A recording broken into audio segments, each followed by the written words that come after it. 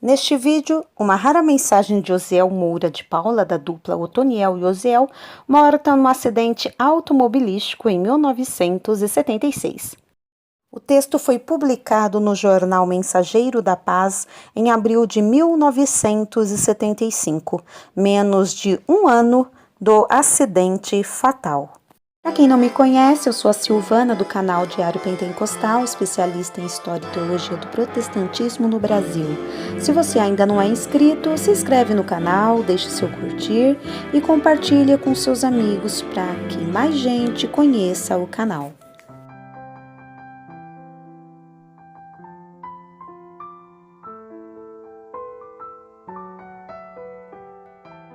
A Batalha dos Séculos, João 19, do 1 ao 11.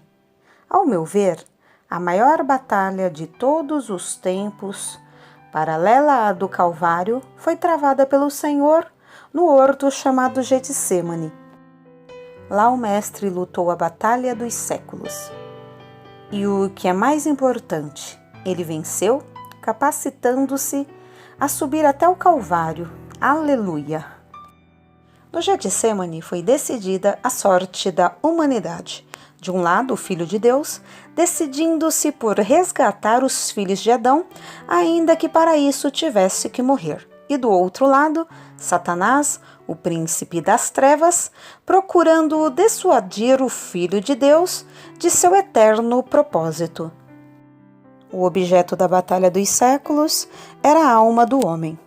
Amigos, graças a Deus que o nosso Senhor Jesus não fugiu à luta. Ele lutou e venceu ao diabo. A guerra foi declarada e a vitória adquirida. Em Getsemane, o tema da oração do Senhor foi o cálice que haveria de tomar, e a tonicidade dessa oração, as palavras que dirigira ao Pai. Meu Pai, se é possível, passe de mim este cálice. Todavia, não seja como eu quero, mas como tu queres. Recordemos o Getsemane por um breve momento. A crucificação se aproximava e no jardim a batalha estava sendo travada por antecipação. O diabo estava sendo derrotado. Ao saírem do jardim, Jesus e seus discípulos defrontaram-se com a turba assassina e Pedro intentou, aparentemente de um modo nobre, defender o seu mestre, sacando da espada e cortando a orelha de Malco, servo do sumo sacerdote.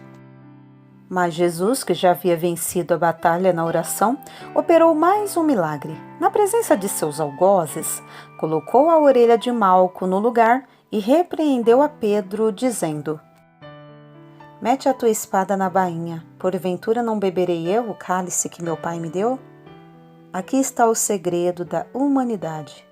Vencendo, Jesus venceu o homem também. Glória a Deus.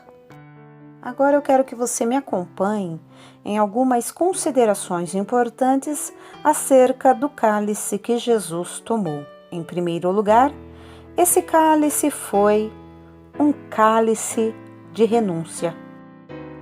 Renúncia é o ato voluntário de alguém abdicando-se de direitos que por natureza lhe pertencem em favor de outra pessoa.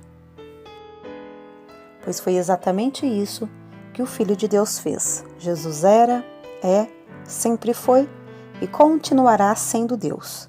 Eis o que a Bíblia diz a respeito. No princípio era o Verbo, isto é, era Jesus.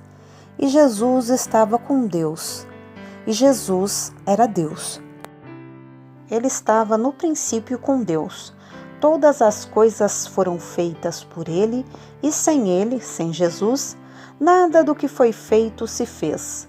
E o Verbo, Jesus, se fez carne e habitou entre nós, e vimos a sua glória como a glória do unigênito do Pai, cheio de graça e de verdade. João 1, do 1, 3 e 14.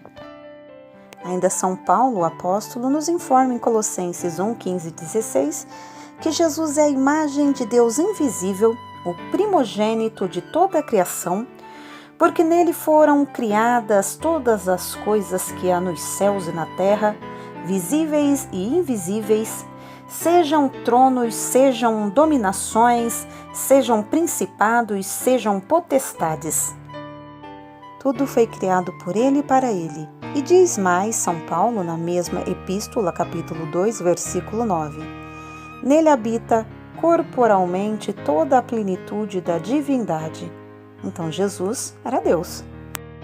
Mas procuremos analisar as palavras do mesmo apóstolo aos Filipenses 2, do 5 ao 11. De sorte que haja em vós o mesmo sentimento que houve também em Cristo Jesus, o qual, sendo em forma de Deus, não teve por usurpação ser igual a Deus, mas aniquilou-se a si mesmo, tomando a forma de servo, fazendo-se semelhante aos homens, e achado na forma de homem, humilhou-se a si mesmo, sendo obediente até a morte, e morte de cruz. Pelo que Deus o exaltou soberanamente, e lhe deu um nome que é sobre todo o nome, para que ao nome de Jesus se dobre todo o joelho dos que estão nos céus e na terra e debaixo da terra, e toda língua confesse que Jesus Cristo é o Senhor, para a glória de Deus Pai. Quando leio esta escritura paulina, eu estremeço na presença daquele que renunciou tamanha glória. Assim interpreto este texto. O Filho de Deus não julgou que o fato de ser mesma substância do Pai fosse motivo para que ele, Jesus, desprezasse aos homens, os quais são obra de sua própria mão, mas aniquilou-se a si mesmo, tomando a forma de servo, fazendo-se semelhante aos homens. Agora, amigo, por que e para que o Filho de Deus renunciou à sua própria glória, rasgando o espaço, vindo nascer de uma filha de Eva? Eu vou responder. Para identificar-se com os homens, para, como Deus e como homem, destruir o império de Satanás e da morte, para resgatar a alma humana das mãos do tirano. Por isso é que o profeta Isaías, falando profeticamente acerca do ministério do Filho de Deus na terra, perguntava e ao mesmo tempo respondia. Jesus remiu aos que estavam presos e derrotados ao valente, quando, tomando o cálice da renúncia, venceu a batalha dos séculos. Em segundo lugar, o cálice que Jesus bebeu foi um cálice de sofrimento. No Getsêmani, Jesus perguntou a Pedro: acaso não beberei eu o cálice que o meu Pai me deu? Jesus renunciou para sofrer com os homens. Quando, num eterno passado, a Trindade Divina discutia o problema da humanidade, não sendo encontrado nenhum justo capaz de cumprir a exigência divina, ó Deus, para fazer a tua vontade, eu irei, vou identificar-me com os homens, com eles sofrerei agruras humanas, estou disposto a sofrer para salvá-los. Com este propósito ele desceu do céu, rasgou o espaço e, por obra e graça do Espírito Santo, ele nasceu. O imortal, gerado no ventre de uma mulher mortal. Eis aí um grande, maravilhoso e terrível mistério. Aleluia, glória a Deus. Jesus deixou as ruas de ouro para sofrer nas estradas poeirentas da Judéia.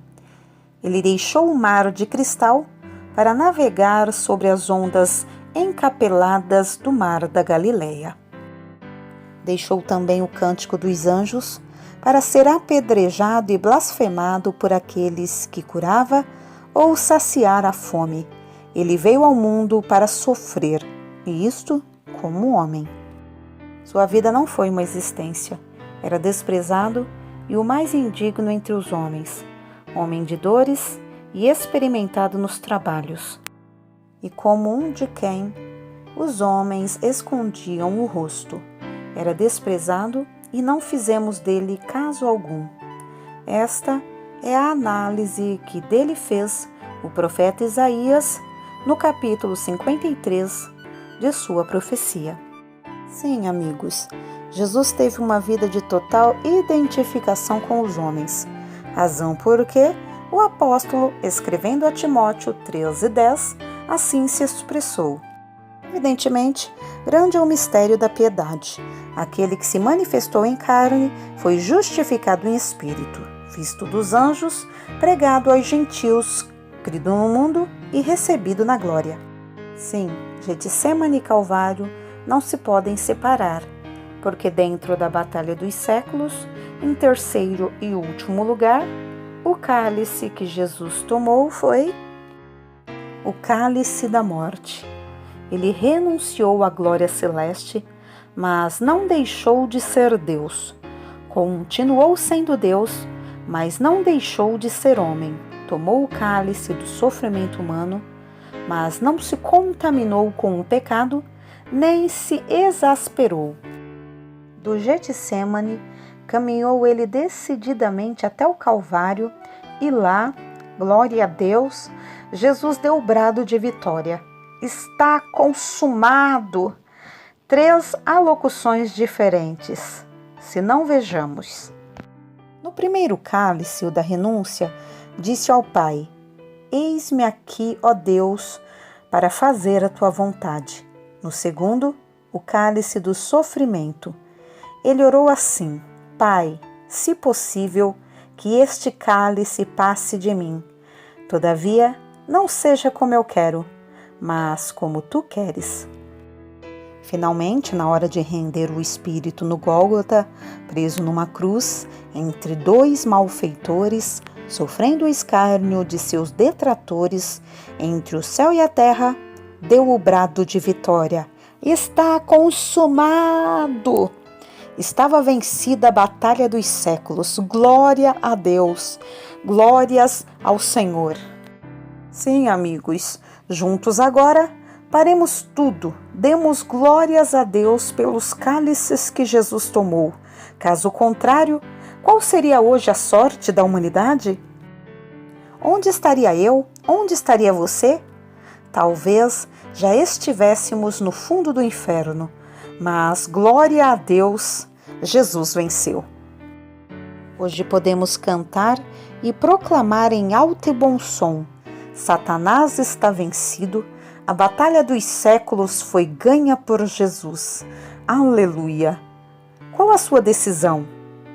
Irá você rejeitá-lo ou ficará do lado de Jesus? A sua sorte futura dependerá de sua decisão agora. Se o rejeitar, será condenado. Se o aceitar, será salvo. Venha a Jesus, mas venha agora.